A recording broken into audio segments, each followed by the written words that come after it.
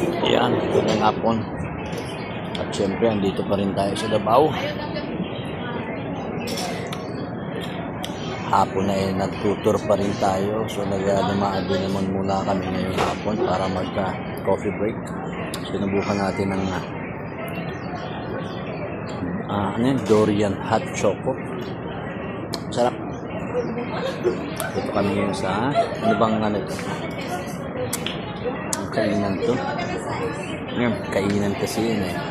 So kami nandito sa cafe sa may harap. So itong location, kaya magandang kumain. Napakalaki po ng Davao. 3 times more than ng Manila. Ganda, overlooking ang dagat. So, doon mo makikita yung tulay na daanan namin kanina. Medyo malawak. Yan, tulay yan. Medyo malayo na lang. Sa baba, sir, yan po ay ang Davao Memorial. Yan po, Davao Memorial. Davao Memorial, malaki. Yeah.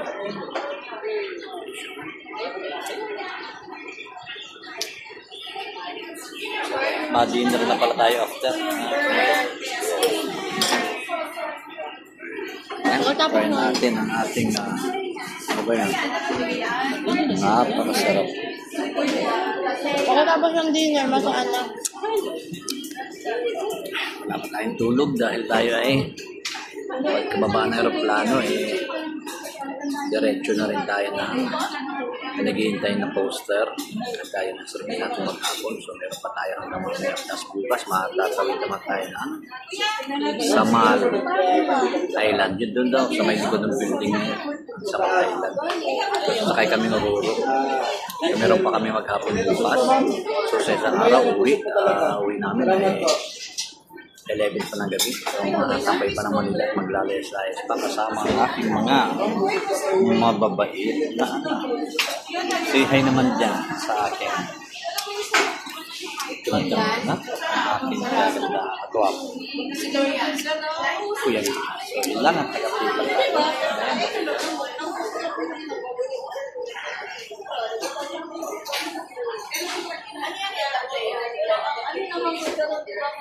Yun lang, update lang tayo sa ating